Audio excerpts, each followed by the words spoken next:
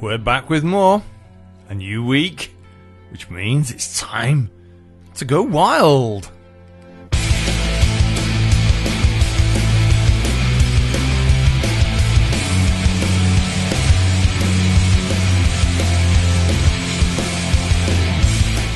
A new edition of the Time to Go Wild Radio podcast. Of course, it's available on Podbean and YouTube. Also available through Amazon Podcasts and as a podcast on YouTube as well. If you want to contact us throughout the week, you can do with Facebook or twitter.com/TTGW Radio.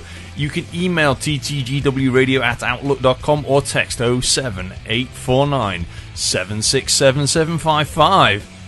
Well, there was a lot of drama on Sunday at Planet Ice Widnes. It was, and it still is. Time to go wild.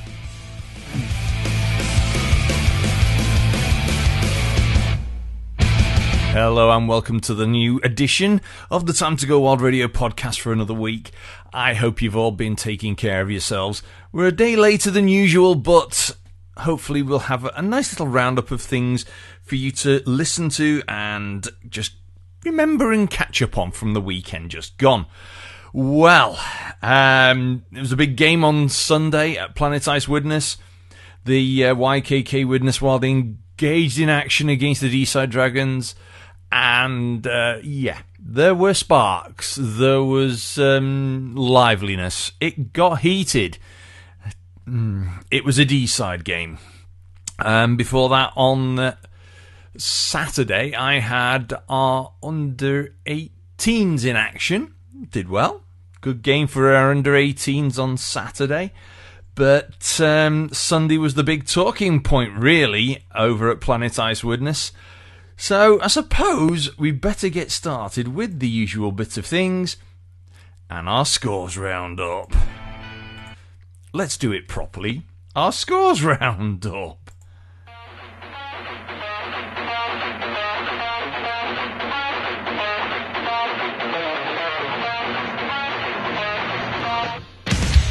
Starting off with Challenge Cup action from the Elite Ice Hockey League from Friday the 20th of September. Manchester Storm 1, Manchester Storm 1, Cardiff Devils 5. On Saturday, Sheffield Steelers 4, Guildford Flames 1. Nottingham Panthers 3, Coventry Blaze 2. On Sunday, Dundee Stars 0, Belfast Giants 5. Fife Flyers 5, Glasgow Clan 8, Coventry Blaze 4, Sheffield Steelers 5 after a shootout, and Guildford Flames 3, Nottingham Panthers 4 after a shootout. League action from the Elite League on Saturday, Dundee Stars 4, Manchester Storm 5, and Cardiff Devils 5, Fife Flyers 1. Going to the Planet Ice National Ice Hockey League from Saturday, Hull Seahawks 8, Telford Tigers 4, Milton Keynes Lightning 5, Sheffield Steel Dogs 4 after a shootout, Peterborough Phantoms 4, Berkshire Bees 3 after a shootout, Swindon Wildcats 6, Solway Sharks 2. On Sunday, Berkshire Bees 1, Swindon Wildcats 3, Romford Raiders 4, Peterborough Phantoms 3, Sheffield Steel Dogs 3, Bristol Pitbulls 5, Solway Sharks 3, Hull Seahawks 4 after a shootout, and Telford Tigers 4, Leeds Knights 6.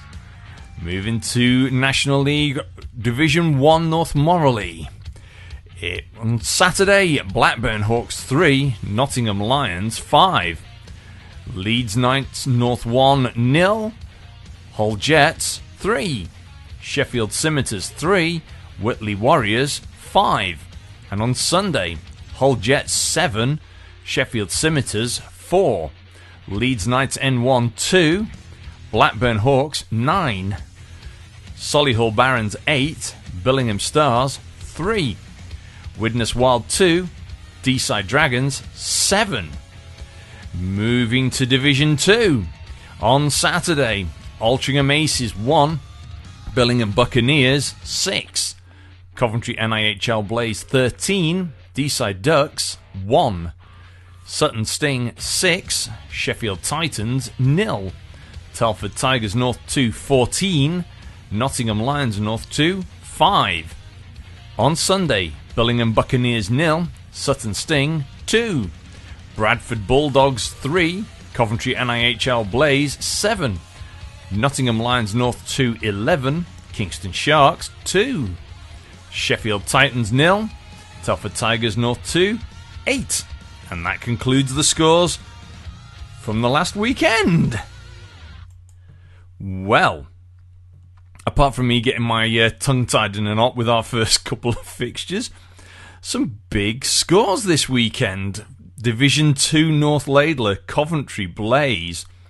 20 goals scored. 13-1 win at home against the D-side Ducks on Saturday, and then a 7-3 win on the road in Bradford on the Sunday. Billingham Buccaneers having a big win on Saturday in Altrincham of 6-1, but then going down by 2-0 at home on the Sunday. So, big scores in that league. But, well, in the Elite League, some tight games in the league go into shootouts. Coventry and Sheffield, and then Guildford and Nottingham. And then a couple of big games with scores going to shootouts. Peterborough and Berkshire Bees in the National League, and then the Solway Sharks and the Hull Seahawks go into a shootout again. So there are some tight games out there. Big game, of course, was, well, for many a big surprise result. I'm going to state this. I'm going to stick my neck out and go. A big surprise result was on Saturday in the NIHL Division 1 North Morley. Was Blackburn Hawks going down 3-5 excuse me, against the Nottingham Lions in Blackburn. The other year, that would never have been dreamed of. So Nottingham Lions really putting on a big stamp at the start of the season and saying, no, we ain't being pushovers this year. No, they're not being shoved around. So yeah, big win that. The Hull Jets continuing their run with a 3-0 win against Leeds, and then a 7-4 win against Sheffield. But the big one for Widnes, of course, was the derby game, and it went in favour of the D-side Dragons by 7-2. Very much short-benched YKK Widnes Wild, I must say. And we came up against some strong firepower, the big firepower being that of Jakub Hajek, former Altrincham Ace, and YKK Widnes Wild. And the new signing of, just a second, it's Jacob Witowski. I'm just making sure my reading eyesight's not doing too well at the moment. But new signing Jacob Witowski at D-side, and he really did put on a clinic and a hat trick. I think if the stats were right, he was on 3 goals and 3 assists. A lot of penalties going on. There was a big fight at the end of the game, a big incident where YKK Widnes Wild's Jared Knowles got ejected for a check to the head. I didn't see it that clearly. All I saw was I'll call it a collision between players. A D-side player went down and a big melee ensued. It happened so quick, resulted in quite a big melee and players in the bin, and then there was some ruckus, some roughing, and then right at the very end, after the whistle had gone, a scrap between Damani James and Alex Parry, both of which received 5-minute majors and game misconducts for that, particularly because it was after the whistle. So, lively affair. The goals for Widnes, very nice goal from Kai Hathaway from Jared Knowles. Beautiful play from them. And then we had a delayed penalty goal. It was, just checking, it was Ross Chalmers feeding Luke Alston for another goal. Beautifully taken by Luke. And a well-earned MVP for Luke. And the MVP for D-side, of course, being Jacob Witowski. So, For those of you who weren't there, you definitely missed out on a lively affair. For those of you who were there, yeah, it was lively. It was noisy. It was a D-side game, to be honest. It had a lot. It started off quite tame, I thought, in the first couple of periods.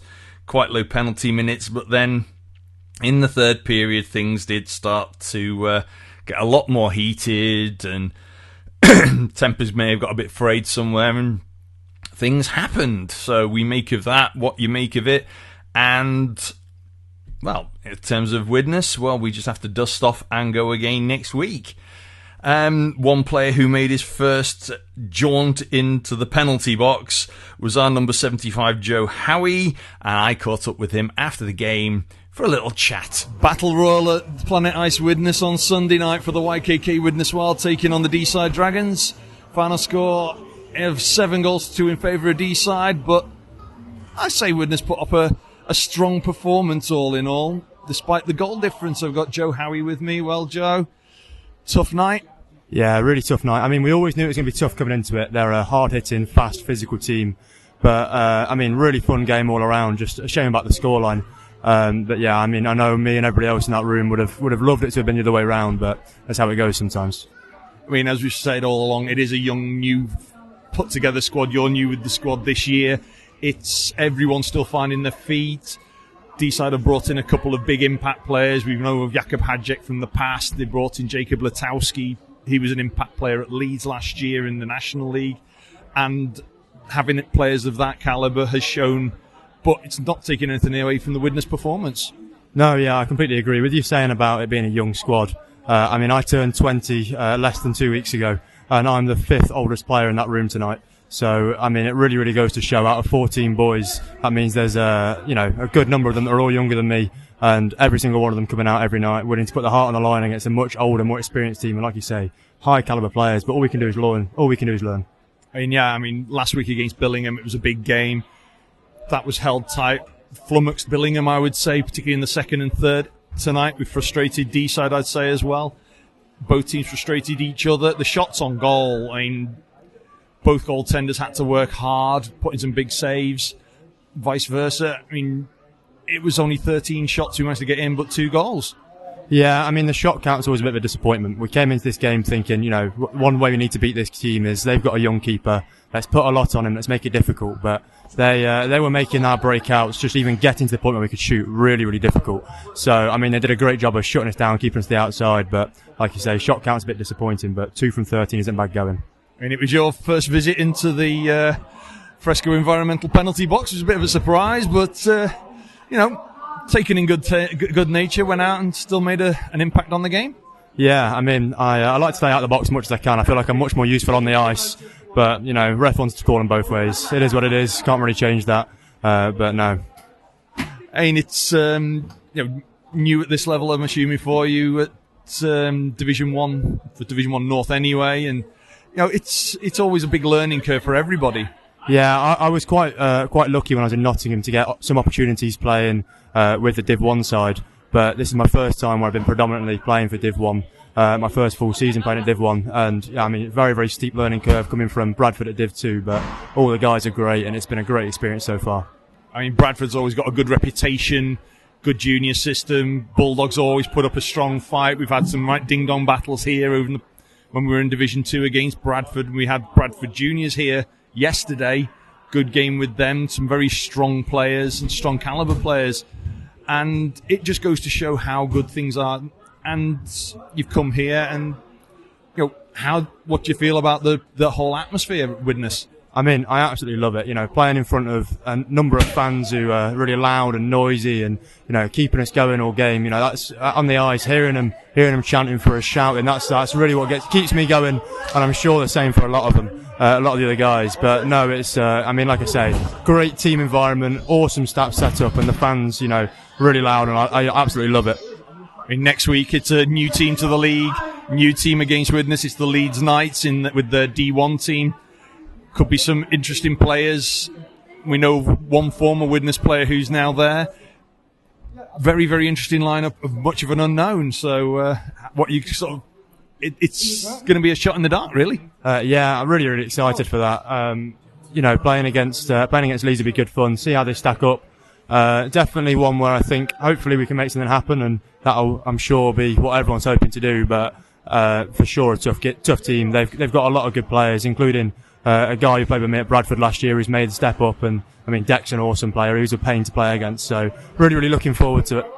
Well, thanks for joining me. It's dust off and go again, but all in all, I'd say everyone put in a good shift. It was a short bench tonight, so it's one of these things where it's early doors, and as well, when I chatted with head coach at the moment, Tom Jackson, at the beginning of the season, we go back to the very first season where we had a very rookie start, and then things start to gel. But you can see there's plenty of good chemistry on the ice in the lines, as you've been saying. So it's there. It's just getting that little bit of polish.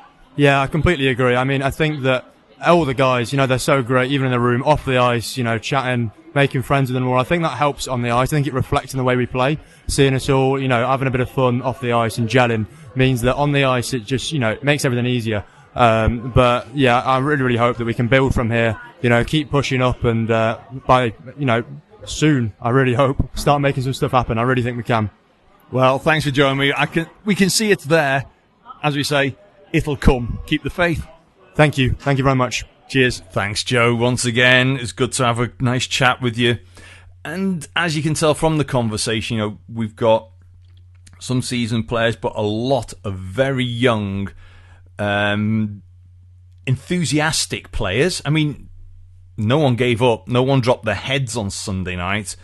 It was, hard fought, some good drama at both ends, and plenty of positives. And I know it's going to sound the same throughout the season about positives, but when you're going up against teams with a lot of experience, a team in the likes of Blackburn or Deeside in particular, or even Billingham and Whitley, where they've got players who've been around together for a long time. I mean, Hull's going to be the same this year, just bolstered, where an awful lot of the Widnes bench is new to playing full-time for Widnes, or even new to Widnes. It is going to be tricky. It's going to be hard. But again, I'll say it again and again, back in the first season of the Widnes Wild, we were a new team. We were building and finding our legs, and players were all new within the squad. Everything was new at Widnes. Okay, we're now in our 11th season. I'm losing count now. I've been there since the beginning. It's a shame to have to do this kind of reset, but it happens. Clubs do have to go through these.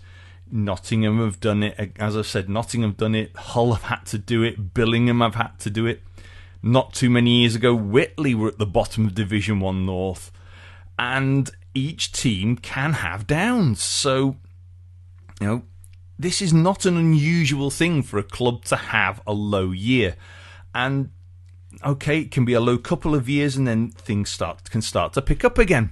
I mean, Nottingham Lions have proved that you can. I mean, they had a very, very rough time. They took them ages before they got their first proper win. They did get wins during the COVID Cups, but actual league win in Morley from joining the Morley League, it took them a long time, and they've been building ever since. So it can happen, it can come. So we just have to keep going, keep pushing along, and taking it one game at a time. Now, a couple of items of news to go through. First off is we do have a little bit of an injury list, and for those of you who've been reading social media, you'll see it. So at the moment, we've got Tristan Grimshaw out for 2 to 3 weeks. Matt Tarpey's out 1 to 2 weeks with an injury. Owen Ray's out with a 2 to 3 week injury. Bailey Thompson out for 1 to 2 weeks. And our captain, Andrew Hopkins, also debuted today with an injury knock. So it is early in the season, but these things happen. And sometimes things just go twing and you're stuck.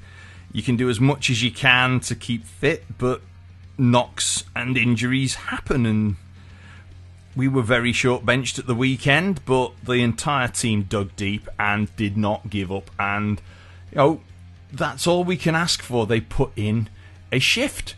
they did. They put in a shift, every shift, and didn't let their heads drop. So, we should now have a quick look at the tables. Now, in the Elite League, you'll just go for the Challenge Cup because the league itself hasn't really took much shape.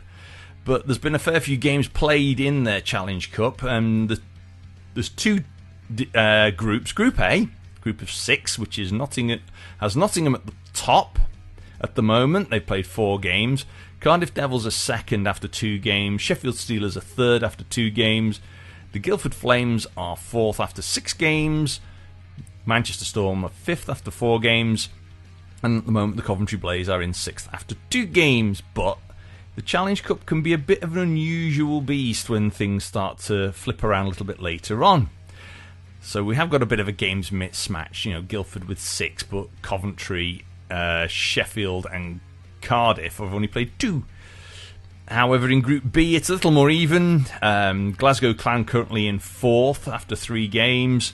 Fife Flyers in 3rd after 4 games. Dundee Stars are 5th after 5. Sorry, second after 5 games. And the Belfast Giants at the moment at the top of that group after 4 games. But again, it's very close. You know, it could flip and flop around. Who knows? National League's now had a good 3 or 4 games played now. So at the moment, you've got, according to the table I have in front of me, because there'll also be some cup games going on. But in the league, the Telford Tigers at the moment on this league table I have, this is courtesy of NIHL Stats, are currently in 11th position with no points. So, bit of a tricky start for them this year. Berkshire Bees are in 10th, 4 games and a point. Bristol Pitbulls in 9th, 4 games and 2 points. Solway Sharks in 8th, 4 games and 3 points. Sheffield Steel Dogs 7th, 3 games, 3 points.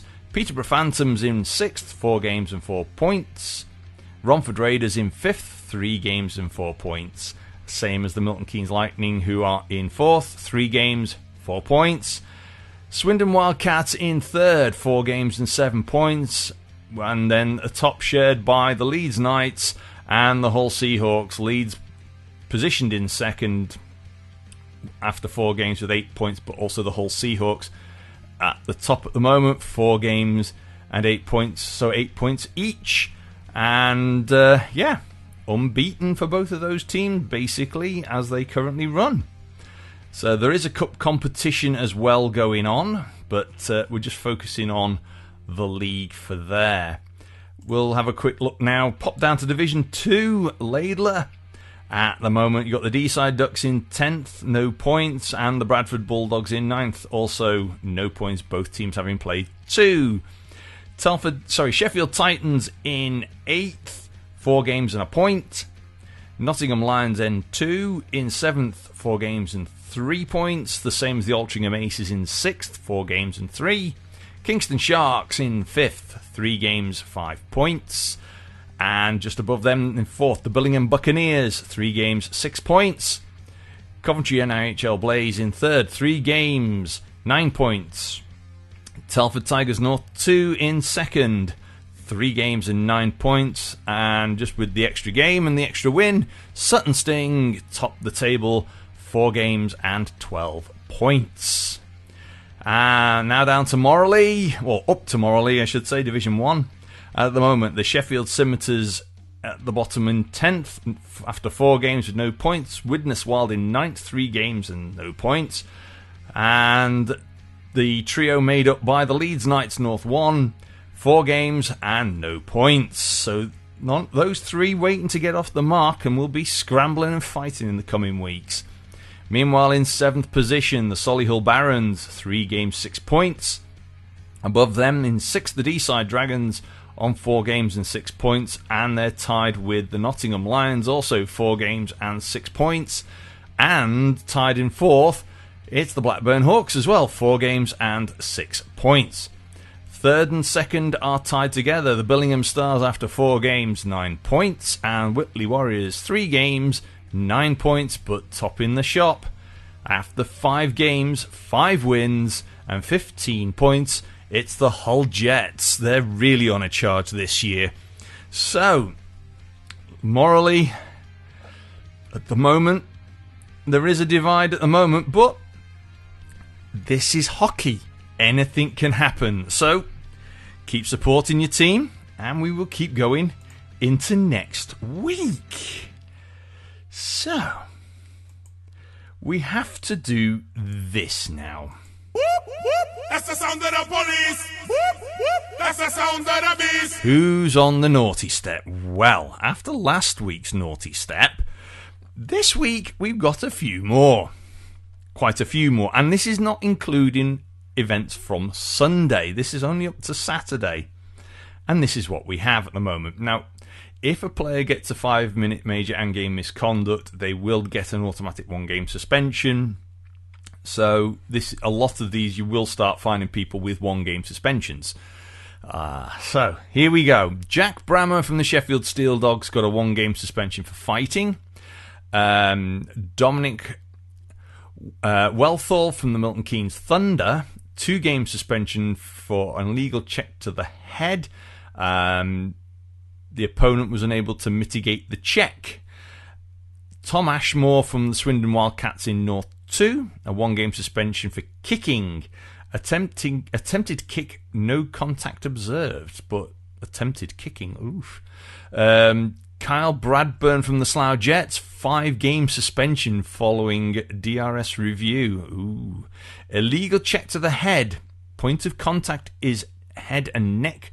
Upwards movement and reckless endangerment. Injury to opponent supported by injury report form. Ooh dear. Harry Stead from the Streatham Redhawks, 2-game suspension following a DRS review. Clipping, dangerous and avoidable clip to the knee area. Ooh, that's not good. Mark Austin from the MK Thunder, mandatory 1-game suspension for fighting. Fighting in the last 5 minutes of the game. Harry Hatfield, mandatory 1-game suspension for fighting. Fighting in the last 5 minutes of the game. I'm not sure which team Harry Hatfield plays for. It doesn't say. Darren Stattersfield, the Billingham Stars. A 4-game suspension following a DRS review. Illegal check to the head. Oh dear. Point of contact is head neck. Reckless endangerment of the opponent and the player unaware of the hit. Oh. And Sam Bryant of the Bristol Pit Bulls from NIHL 2. They actually have a Division 2 team as well as the national team. A mandatory 1-game suspension for fighting. Third man in was incorrectly recorded on the game sheet as 5 minutes. The referee quoted 5 minutes for fighting and a game misconduct for third man in. So that's the current naughty step, but there will be more, especially after what happened on Sunday. I do not doubt that. That's the sound of the police. That's the sound of the beast. So, that sort of rounds up that little bit of proceedings. I've just realised that I have forgotten to load something up because, of course, we still have a few more formalities to address. And once that is loaded, he says, where's my cursor gone? There we are. You can tell I'm recording this live, warts and all. So, I think it is time for... oh dear, my computer's even making silly noises in the background. Just do that. We'll have a bit of this. Of course, if you want anything to do with your YKK Widnes Wild, you can check it out online, widneswild.co.uk. And of course, we have our social media outlets, the likes of Facebook, Twitter, Instagram. Instead of the usual Widnes Wild, it's instagram.com/WidnesWildOfficial. I think there's a TikTok out there, which is tiktok.com with I think it's at Widnes Wild Official, and our YouTube page, Widnes Wild Ice Hockey Club. We also, of course, thank all of our sponsors. Title sponsor YKK, our penalty box sponsored by Fresco Environmental, and our timekeepers bench sponsored by Sigmatex. We also thank Cheshire Taxation, DMH Tyres, Roger Truck Services, MPG Maintenance, Bright Spark Event Lighting, Northwest Mixers Ready Mixed Concrete Providers, and Newton Construction. And 2 of our players are sponsored as well. Charlie Henry, our number 72. Main sponsor is Bear Aesthetics, and additionally sponsored by Alice J. Clark, sports romance writer, as well as La Jolie Ronda. And our Bez Hughes, our number 20, is sponsored by Barlow's EV. So, a couple of up-and-coming fixtures on Saturday. We have our under-14s in action against Nottingham at 4:20, followed by our under-16s in action against Nottingham. That'll be around about 6 or 6:05. Our under-14s were supposed to be away in Bradford, but that game has been rescheduled, so it is the 14s at home on Saturday. Our under-18s are in Telford on Saturday, and our under-19s are currently on my schedule list, scheduled to be in D-side, but don't forget to check the respective teams' fixture lists. Of course, on Sunday, 5:30 p.m, Planet Ice Widnes, we get to see the Leeds Knights, their D1 team. First time this year, and the first time this season, of course, in their opening season. Next Saturday, we have our under-16s away in Leeds. Our YKK Widnes Wild are also in Leeds, apparently. I have to check that one. Yeah, because the fixture timing seem a bit strange on that, so I'll have to check that. But, well, Widnes should be in Leeds next Saturday. That's the 5th of October. And our under-14s are in action at Planet Ice Widnes, scheduled for around about 5:50, apparently, according to this. And that's against Manchester. On the Sunday, the 6th of October, our YKK Widnes Wild are away in Whitley Bay against the Whitley Warriors. So that's a road game on the 6th of October. And then on the 12th of October, our under-12s are home to Telford. And our under-19s will be at home against Nottingham. Things will start about 4:20 for the under-12s and 6:05 for the under-19s. Yes, it's we have an under-19s as well. Then on Sunday, our under-16s are in Solihull. And, oh, look, we have the Solihull Barons now on the same day. So our 16s will be in Solihull, but the Solihull Barons, their NIHL 1 team, playing your YKK Widnes Wild 5:30 p.m. on Sunday, the 13th of October. So that takes us up to there. But don't forget, there's still plenty more fixtures to come, plenty more hitting the fixture lists, not only for your YKK Widnes Wild, but for our Junior Academy and our Widnes Wild women as well. So we will try our best to bring you an update on the fixtures as we get them, but of course, keep an eye out online with the respective teams, because of course they do their best to promote their respective fixtures. Of course, if you want to keep in touch with the show, do so Facebook or Twitter.com/TTGW Radio, and of course, any other social media outlets out there that keep an eye on things. Well, that, I think, about rounds things up for this week. Hope you've enjoyed it. Big thank you again to Joe Howie for spending a little time just to say a few words, and thank you to everyone who turned up to Planet Ice Widnes over the weekend to support the YKK Widnes Wild. And of course, also for the travelling supporters from D-side, it means that the games are extra lively. Wherever you are, whatever you're doing, enjoy the rest of your week. Of course, enjoy your ice hockey wherever you get it. Be loud, be proud, and support your teams. From the Time to Go Wild Radio podcast for another week. Hope to catch you soon. Till then, ta-ra.